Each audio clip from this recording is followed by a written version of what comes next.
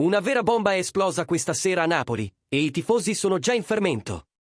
Sì, siamo tornati con un nuovo aggiornamento caldo, pieno di aspettative e mistero, sul nostro amato Napoli. E guarda, quello che sta succedendo dietro le quinte promette di scuotere le fondamenta del club. Ma prima di dirvi cosa sta per succedere, sapete già come funziona.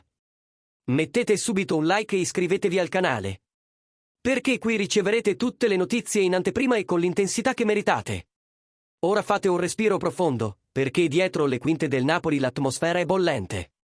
Qualcosa di grande si sta preparando nei corridoi del club e, se tutto sarà confermato, questa notizia potrebbe cambiare completamente il corso della stagione. Allacciate le cinture, perché quello che sta per arrivare promette di scuotere tutto il panorama calcistico italiano. E al centro di questa tempesta di informazioni c'è un nome che viene ripetuto con insistenza a Napoli. Darwin Núñez.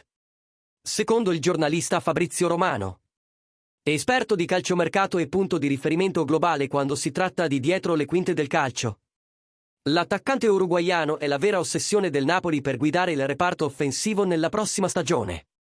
La dirigenza guidata da Aurelio De Laurentiis ha Darwin come piano assoluto per sopperire a una possibile partenza di Victor Osimhen, che, fino ad ora, continua ad essere oggetto di diverse speculazioni, ma senza una definizione chiara sul suo futuro nel club. E qui c'è un dettaglio importante: al momento non c'è alcun movimento concreto per reintegrare Osimhen nella rosa. Il che non fa che rafforzare l'idea che la sua permanenza sia ancora circondata da incertezze. Tuttavia, l'arrivo di Darwin non sarà semplice. Romano è stato chiaro, non è una trattativa facile. Il Liverpool, che crede ancora nel potenziale dell'attaccante, chiede 65 milioni di euro per liberare il suo giocatore. Una cifra alta, che richiede pazienza, strategia e, soprattutto, la volontà dell'atleta di indossare la maglia azzurra. Il Napoli, dal canto suo, continua a monitorare la situazione da vicino, senza fretta, ma con attenzione.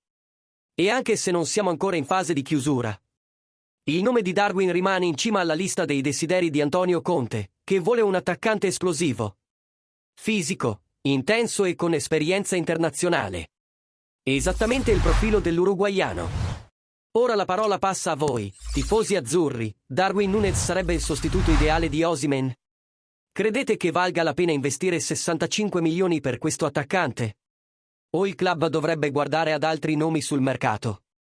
Commentate qui sotto e partecipate a questa discussione che sta infiammando il retroscena del nostro Napoli.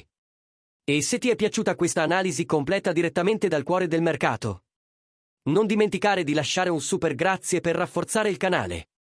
Alla prossima, e forza Napoli!